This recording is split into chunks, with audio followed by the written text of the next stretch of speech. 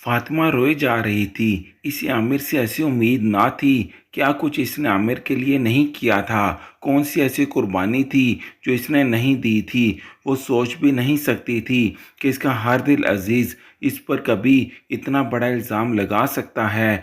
झूठी बातों और झूठी तस्वीर को लेकर इसे मेके की दहलीज पर छोड़ सकता है। फातिमा का बेटा असद भी रोई जा रहा था, क्योंकि वो भी अपने बाप से बहुत मोहब्बत करता था और बाप के ना नज़र आने पर इसने पूरा घर सर पर उठा रखा था।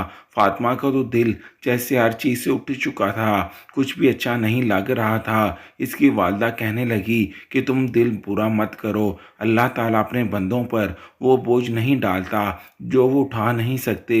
मुझे पूरा यकीन है कि आमिर को अपनी गलती का एहसास ज़रूर होगा। लेकिन फातिमा का भाई बहुत गुस्से में था। कहने लगा, अब तक मैं अपनी गुर्बत की वजह से बहन पर होने वाली हर ज्यादती को बर्दाश्त कर रहा था, लेकिन अब इसकी नौकरी अच्छी लग चुकी है।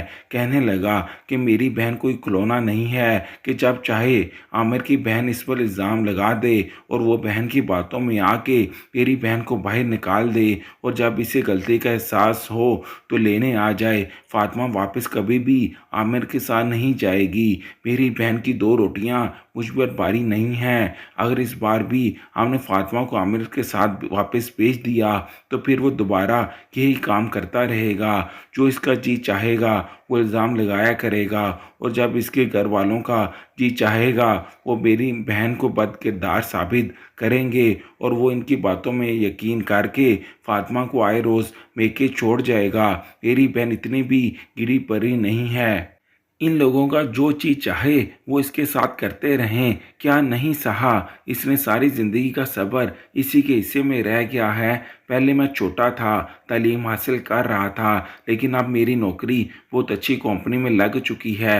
मैं अपनी बहन और भांजे दोनों का खर्चा उठा सकता हूँ। फातिमा रोई जा रही थी। अब तक सारे इल्ज़ाम सिर्फ इसीलिए तो सह रही थी क्योंकि आमिर इसके साथ था, लेकिन जो घटिया इल्ज़ाम आमिर ने अपनी बहन की बातों में आकर इस पर लगाया था वो इससे बर्दाश्त नहीं हो रहा था। या यूं कहें कि औरत सब कुछ सह जाती है, बस अगर शोहर किरदार पर उंगली उठाए तो वो बर्दाश्त नहीं होती। 2 दिन के बाद घर के दरवाजे पर दस्तक हुई थी। फातिमा की वालदा ने दरवाज़ा खोला तो सामने आमिर था। शर्मिंदगी से अपनी आंखें नहीं उठा पा रहा था। कहने लगा, खाला जी, मैं फातिमा को लेने आया हूँ। फातिमा की वालदा कहने लगी, कोई और इल्ज़ाम तो रह गया है जो तुम मेरी बच्ची पर लगाना चाहते हो? मैं काफ़ी शर्मिंदा था। कहने लगा, मुझे गलत फहमी हो गई थी। शोर की आवाज़ सुनकर फातिमा का भाई भी बाहर आ गया और फातिमा भी सामने आई। आमिर को देखकर फातिमा ने अपना रुख बदल लिया था। इसका भाई आमिर के सामने जाकर रुक गया। कहने लगा, क्या करने आए हो अब यहाँ पर? आमिर कहने लगा, मुझे अपनी गलती का एहसास हो गया है, फातिमा को मेरे साथ भेज दें। फातिमा का भाई कहने लगा कि मेरी बहन अब तुम्हारे साथ नहीं जाएगी। वो कोई लावारिस नहीं है। तुम्हारा जब जी चाहे इससे दिल बहलाओ, और जब जी चाहे इस पर इल्ज़ाम लगाकर इसे बाहर फेंक दो। आइंदा मेरे घर के दरवाजे पर मत आना। निकलो यहाँ से। फातिमा के भाई जाफ़र का सख्त रवैया देखकर आमिर कहने लगा, देखो, मेरी बात समझने की कोशिश करो। मैं वाकई गलतफहमी का शिकार हो गया था और मैं फातिमा से माफ़ी मांगने ही आया हूँ। तो प्लीज़ मुझे फातिमा से बात करने दो। जाफ़र कहने लगा, वो तुमसे बात नहीं करेगी। ऐसा करो, मेरी बहन को तलाक दे दो, क्योंकि अब तुम सारी ज़िंदगी यही तमाशा करोगे, इस पर शक करोगे और इसे मेके की दहलीज पर बैठा कर चले जाया करोगे। आमिर कहने लगा, इतना भी कम ज़र्फ नहीं हुआ कि अगर तुम मेरी जगह होते तो तुम भी यही करते। जाफ़िर को गुस्सा आ गया। कहने लगा कि मैं तुम्हारी तरह नीच और कम ज़र्फ नहीं हूँ। मैं मर्द अच्छी तरह से जानता हूँ कि इसकी बीवी क्या है और क्या नहीं। तुमने सोच भी कैसे लिया कि मेरी बहन के बारे में कि वो कभी किसी ऐसी बेवफाई कर सकती है? निकलो यहाँ से बाहर, और ख़बरदार, जो आज के बाद मैंने तुम्हारी ज़ुबान से फातिमा का नाम भी सुना तो जाफिर बहुत तैश में आ चुका था। इससे पहले कि वो बाहर का दरवाज़ा बंद करता, हाथ से आमिर ने दरवाज़ा बंद करने से रोका हुआ था। कहने लगा कि मैं अपनी बीवी से बात किए बगैर नहीं जाऊंगा। बेहतर है कि तुम हम मियाँ बीवी के मामले में मत आओ। जाफिर ये सुनकर मुस्कुराया और कहने लगा, कौन सी बीवी? वो बीवी जिसे रात के पहर तुमने धक्के देकर बाहर निकाला था, गाड़ी में बिठाकर मेके की दहलीज पर छोड़कर चले गए थे। क्या इस वक्त वो तुम्हारी बीवी नहीं थी? मैं तुमसे किसी भी किस्म की बहस नहीं करना चाहता। मेरी बहन को तलाक दे दो, वरना फिर मैं कोर्ट के ज़रिए अपनी बहन को खुला दिलवा दूंगा। ये सुनकर आमिर गुस्से से भड़क उठा। कहने लगा, शादी कोई तमाशा है तुम्हारे लिए कि रिश्ते यूं ही तोड़े जाते हैं? ज़रा ज़रा सी बात पर मैं कभी भी तलाक नहीं दूंगा। मेरी बीवी है, मेरे बच्चे की माँ है। कौन से मियाँ बीवी में लड़ाई नहीं होती? जाफिर कहने लगा, गलत फहमी में और बदकिरदारी के इल्ज़ाम लगाने में फ़र्क होता है। आमिर मियाँ निकलो यहाँ से। आमिर कहने लगा, फातिमा फातिमा बाहर आओ, मुझे तुमसे बात करनी है। मैं तुम्हारे इस भाई के मुंह नहीं लगना चाहता। जाफर को नज़रअंदाज करके अंदर की जाने फातिमा को देखकर पुकारना शुरू कर दिया। फातिमा की आंखों से आंसू जारी थे। जाफर कहने लगा कि वो तुमसे कोई बात नहीं करेगी, जो बात होगी अदालत में होगी। आमिर कहने लगा, देखो, बात को बढ़ाने की कोशिश मत करो। अपने तरीके से भी मामलात को हल किया जा सकता है। अदालत तक मत लेकर जाओ, वरना तुम भी बहुत पछताओगे। तो जाफिर कहने लगा, जो होगा देखा जाएगा। बाहर निकलो यहाँ से और आइंदा मेरे घर की दहलीज पर कदम मत रखना, क्योंकि मैं तुम्हें धक्के देकर यहाँ से निकालूंगा। आमिर बार बार फातिमा को पुकार रहा था कि मेरी एक बार बात सुन लो, लेकिन जाफिर ने तो दरवाज़ा बंद कर दिया। फातिमा को कहने लगा कि अपने कमरे में जाकर आराम करो, मैं देख लूँगा इसको। ये अमीर लोग खुद को पता नहीं समझते क्या हैं। गरीबों की कोई इज्जत नहीं होती। जब जी चाहे इल्ज़ाम लगा दिया, जब गलती का एहसास हुआ तो वापस आ गए। कल को फिर इसकी कोई बहन अगर मुंह उठाकर इल्ज़ाम लगाएगी तो ये फिर तुम्हारे साथ यही सब कुछ करेगा। अंदर ही अंदर फातिमा बेचैन थी। फातिमा कश्मकश में मुब्तला थी कि क्या आमिर की बात का भरोसा करे या ऐसे रिश्ते को ख़त्म कर दे जहां बार बार अपने किरदार की सफाई देनी पड़े। अपने कमरे में गई तो इसके मोबाइल पर आमिर की कॉल्स आने लगी, लेकिन इसने फ़ोन नहीं उठाया था। फिर मैसेजेस आने लगे। व्हाट्सएप मैसेजेस इसके सामने शो हो रहे थे। इस पर लिखा था, फातिमा प्लीज़ मेरे कॉल उठाओ, मुझे तुमसे बात करनी है। फातिमा प्लीज़ मेरे कॉल उठाओ। फातिमा ने फ़ोन बंद कर दिया और असद को बहलाने लगी, जो बाप की आवाज़ की तरफ लपकने की कोशिश कर रहा था। इसकी आंखों से आंसू बह रहे थे। अपने बच्चे को सीने से लगाए वो बहलाने लगी और फिर इसे सुलाकर खुद भी सो चुकी थी। अपने आप को किस्मत के हवाले कर दिया था कि जो होगा देखा जाएगा। सुबह जब इसने अपना फ़ोन ऑन किया तो बेशुमार मैसेजेस आमिर ने किए हुए थे।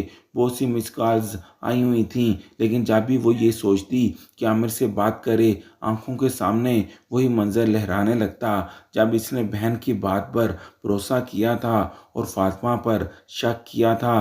कैसे वो इस घर के अंदर वापस चली जाए जहां इसकी तजलील की गई थी। अगर वो एक बार भी जाफ़र की मर्ज़ी के बगैर आमिर के साथ चली जाती और दोबारा आमिर इसके साथ ऐसा करता तो फिर जाफ़र भी इसे ना पूछता। आज तो भाई इसके साथ खड़ा था, लेकिन अगर दिल के हाथों मजबूर होकर शोर की बात मान लेती तो भाई इसकी एक ना सुनता। कुछ ही दिन के बाद जाफिर ने कहा कि हम खुला का मुकदमा दायर करवाएंगे।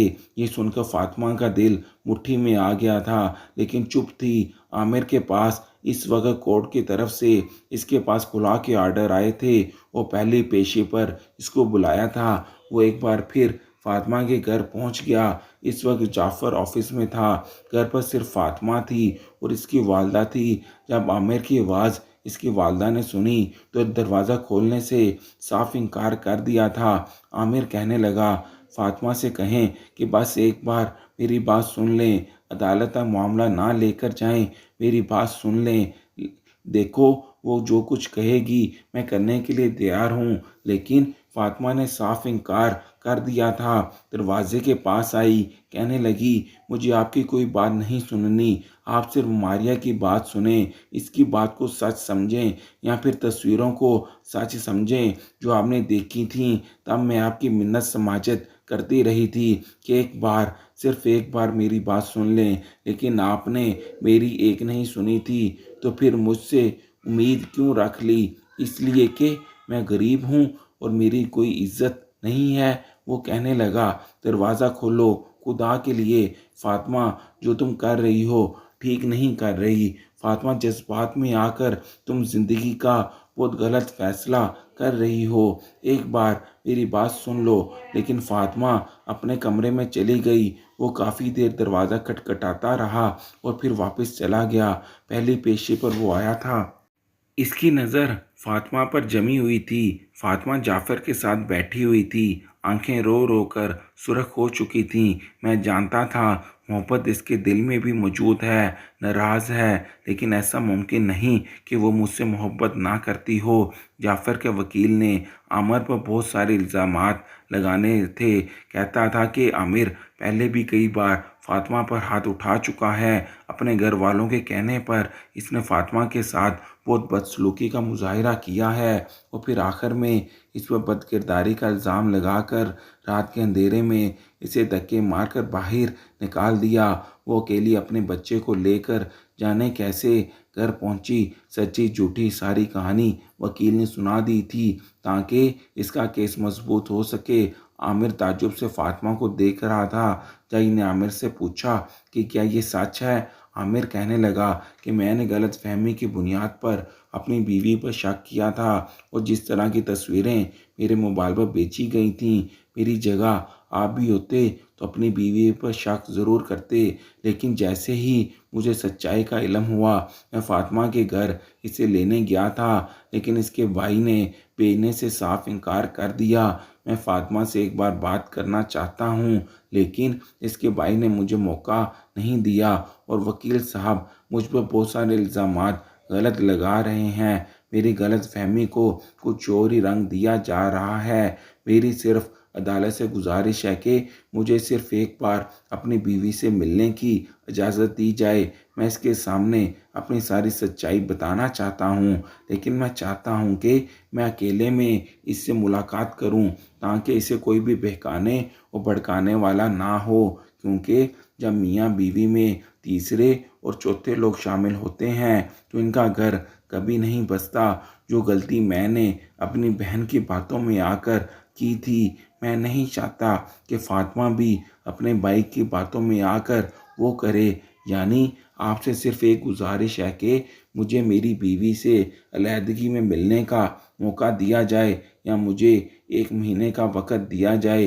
1 महीने में अगर अपनी बीवी को अपनी सच्चाई का यकीन ना दिला सका तो जो फ़ैसला वो चाहेगी मैं कर दूंगा। इससे पहले कि जज कोई फ़ैसला सुनाता, जाफ़र के वकील ने कहा कि फातिमा ऐसा नहीं चाहती। वो इसके साथ मज़ीद तो ना तो रहना चाहती है, ना ही इसकी कोई बात सुनना चाहती है। जज ने कहा कि कुछ वक़्त तो देना चाहिए। फ़ौरन से इतना बड़ा फ़ैसला करना मुनासिब नहीं होता। जिस इंसान बाद में पछताता रहे।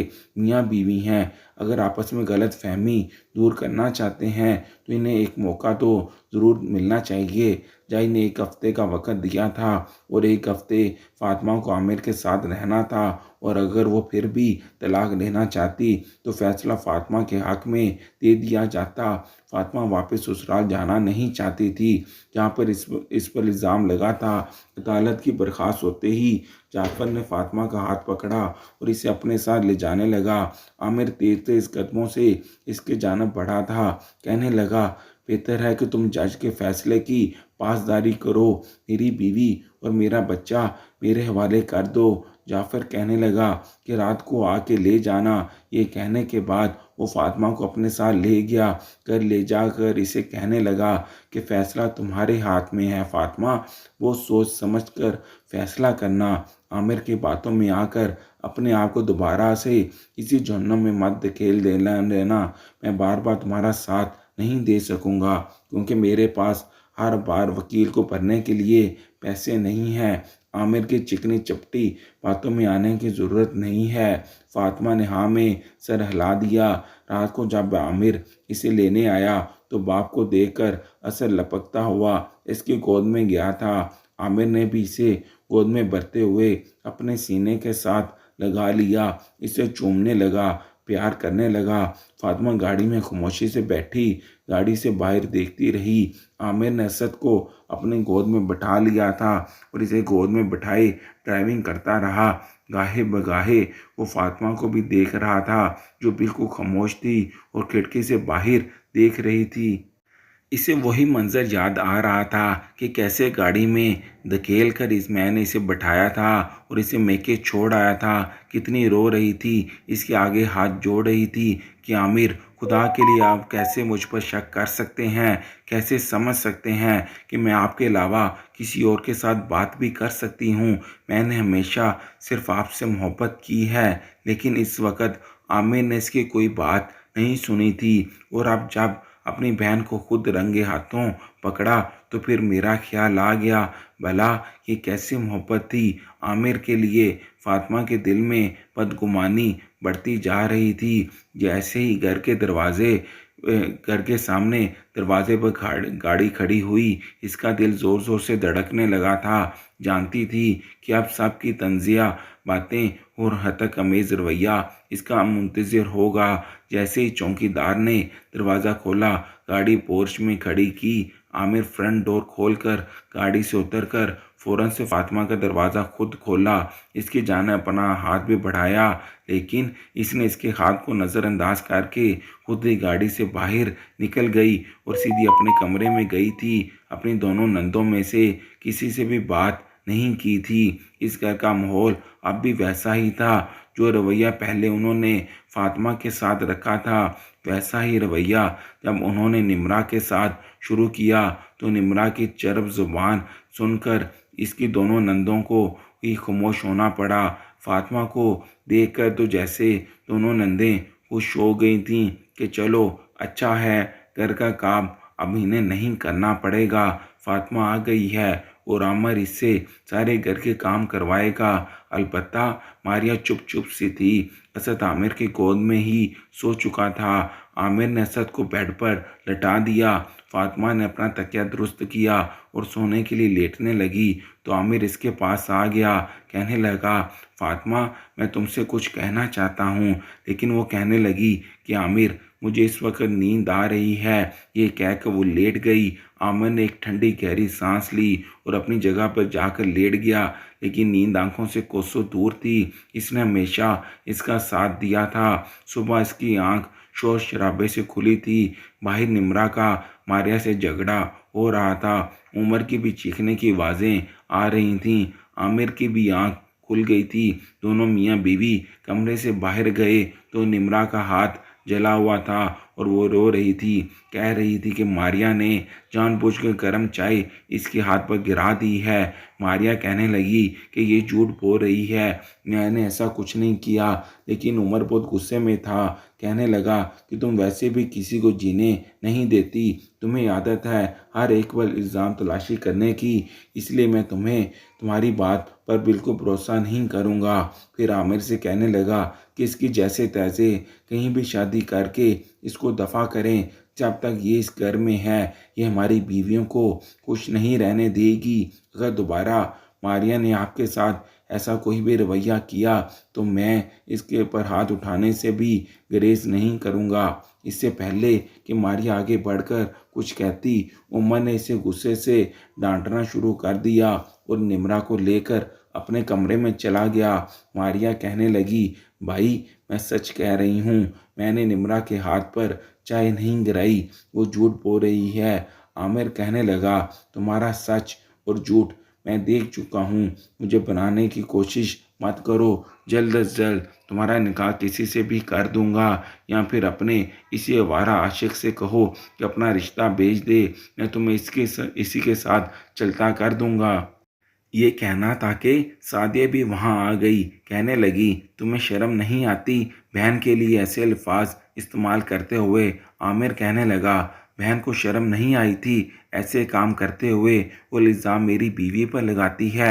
आप दोनों बहनों ने शायद सोच रखा है कि अपना घर तो बसाएंगी नहीं और हमारा घर भी बर्बाद कर देंगी। फिर आमिर ने सादिया के सामने हाथ जोड़ दिए, कहने लगा, आपा, आपके शौहर ने तो दूसरी शादी कर ली है, आपको तलाक दे दी। अब आप क्या चाहती हैं? मेरी बीवी भी मुझसे तलाक लेकर चली जाए। आप लोगों से ये सब बर्दाश्त नहीं होता तो फिर हम इस घर को बेचकर अपने अलग अलग घर ले लेते हैं और जो हिस्सा आप लोगों का बनता है वो आप रख लें, लेकिन खुदा के लिए इस तमाशे को अब ख़त्म कर दें। ये कहकर आमिर कमरे के अंदर चला गया। मारिया वहीं खड़ी फातिमा को देख रही थी। अंदर ही अंदर अपने किए पर शर्मिंदा भी थी, क्योंकि इसने वाकई निम्रा का हाथ भी नहीं जलाया था।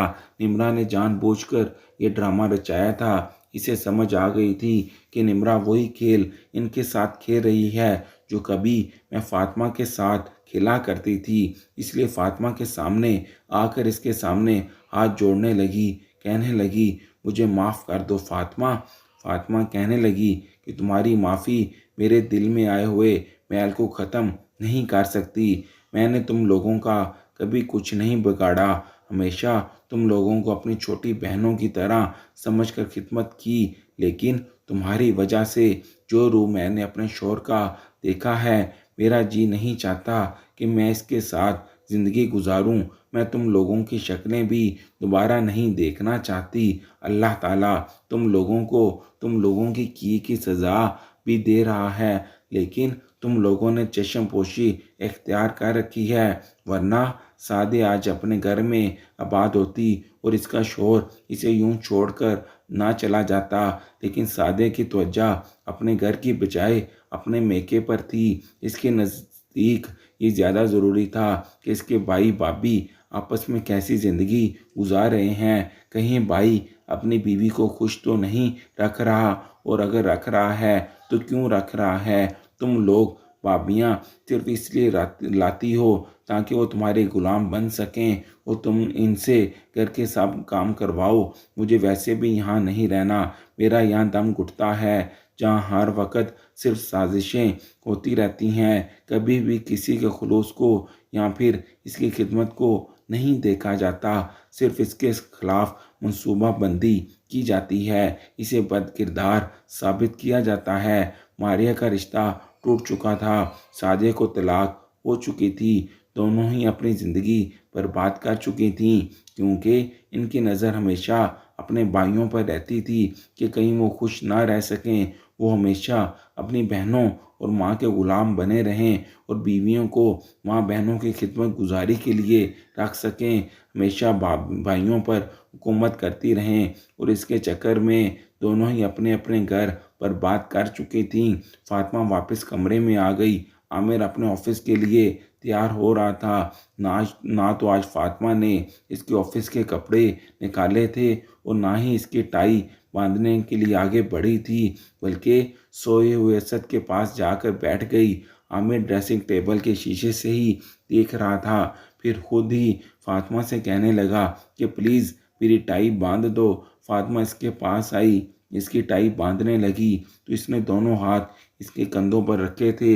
इसे कहने लगा, सच सच बताना कि हमारे बीच सिर्फ लड़ाई थी, कभी मोहब्बत नहीं थी, कि मैंने कभी तुम्हें मोहब्बत नहीं दी, कभी तुम्हें चाहा नहीं है। फातिमा प्लीज़ सिर्फ इस वाक़े को अपनी ज़िंदगी से निकाल दो, तो हमने बाकी की ज़िंदगी बहुत अच्छी गुजारी है। इन लम्हों को भी याद रखो जो हमने बहुत अच्छे गुजारे हैं। फिर अपने बेटे के बारे में भी सोचो, इसे माँ बाप दोनों की ज़रूरत है। फैसला करने से पहले असद के बारे में ज़रूर सोच लेना।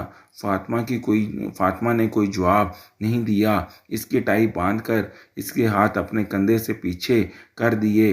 कुछ देर के बाद आमिर इससे देखता रहा, फिर एक ठंडी सांस खारिज करके बाहर चला गया। शाम को जब वो आया तो इसके लिए फूलों के गजरे लेकर आया था। सालन फातिमा ने नहीं बनाया था, लेकिन ना तो सादिया कमरे से बाहर आई थी और ना ही मारिया। डाइनिंग टेबल पर सिर्फ निम्रा और उमर थे या फिर फातिमा और किसी ने भी दोनों बहनों को आवाज़ देकर खाने के लिए नहीं बुलाया था। खाने के बाद आमिर अपने कमरे में चला गया। फातिमा किचन का काम करके जब अपने कमरे में आई तो आमिर जाग रहा था, असद के साथ खेल रहा था और वो भी बाप के साथ कलकारियाँ मार मार कर हंस रहा था। इस पर फातिमा को ऐसा लगा कि शायद आमिर की बात बिल्कुल ठीक है। असद को माँ के साथ साथ बाप की भी मोहब्बत की ज़रूरत है। इसके एक गलत फैसले पर इसका बेटा बाप की मोहब्बत से महरूम हो जाए। लेकिन अभी भी वो शशुपंज में मुब्तला थी कि क्या करे और क्या ना करे। जैसे ही कमरे में आई थी, आमिर इसे देखकर मुस्कुराने लगा। असद को बेड पर बैठाया, उस साइड टेबल की दराज से गजरे निकालकर इसके पास ले आया। इसके हाथों को अपने हाथों में लिया। फातिमा हाथ खींचने की कोशिश कर रही थी। कहने लगा, मैंने अपने एक दोस्त से बात कर ली है, मैं जल्द अज जल्द मारिया की शादी करवा दूंगा। बस एक बार एतबार करो, मुझे एक मौका तो दे सकती हो। फातिमा ने कोई भी जवाब नहीं दिया, बस आंखों में आंसू झलमिला रहे थे। इसी वक्त असद रोने लगा। फातिमा ने इसे फीटा पिलाया और सुलाने लगी, लेकिन आमिर अभी भी जाग रहा था। फातिमा को मोहब्बत भरी नज़रों से देख रहा था। असद थोड़ी देर के में ही सो चुका था।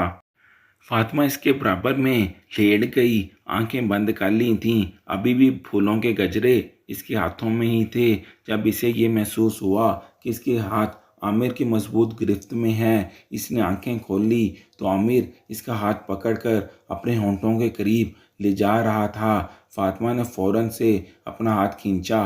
कहने लगी कि मैं सिर्फ असद के लिए वापस आई हूँ। इसके दिल में अभी भी नाराज़गी बाकी थी। इसने असद को गोद में लिया और बेड की दूसरी जानब लटा दिया और खुद फातिमा के करीब हो गया। कहने लगा, माफ़ नहीं कर सकती मुझे? मेरी गलती को माफ़ कर दो प्लीज़, मुझे इतनी बड़ी सज़ा मत दो। फातिमा कहने लगी, आमिर, जब बात किरदार पर आ जाए तो फिर बात ख़त्म हो जाती है, फिर इसमें कोई गुंजाइश नहीं रहती। औरत सब कुछ सह जाती है, अपने किरदार पर इस तरह का घटिया इल्ज़ाम बर्दाश्त नहीं कर सकती। अगर मैं आपको माफ़ कर भी दूं, लेकिन अगर दोबारा आपने ऐसा कोई इल्ज़ाम मुझ पर लगाया तो खुदा की कसम मैं अपनी जान ले लूँगी। आमिर जल्दी से फातिमा का हाथ पकड़कर कहने लगा, ऐसा मौका कभी दोबारा कभी नहीं आएगा। ज़िंदगी की खुशियाँ फातिमा पर फिर से मेहरबान हो गई थी। बहुत जल्द आमिर ने मारिया की भी शादी करवा दी थी। मारिया को भी समझ आ चुका था कि घर बसाने के लिए अपने घर में रहना बहुत ज़रूरी होता है। मेके और भाई भाभीयों की ज़िंदगी में दखल अंदाजी देने से ना तो अपना घर बचता है और ना ही इनका सादिया का अंजाम इसके सामने था, जो कि भाइयों के रहमो करम पर बड़ी मुश्किल से ज़िंदगी जी रही थी। जो दूसरों के घरों में आग लगाना चाहते हैं, वो शायद ये भूल जाते हैं कि वो आग इनके घर में भी लग सकती है। लिहाजा खुद भी खुश रहें और दूसरों को भी खुश रहने दें। शुक्रिया।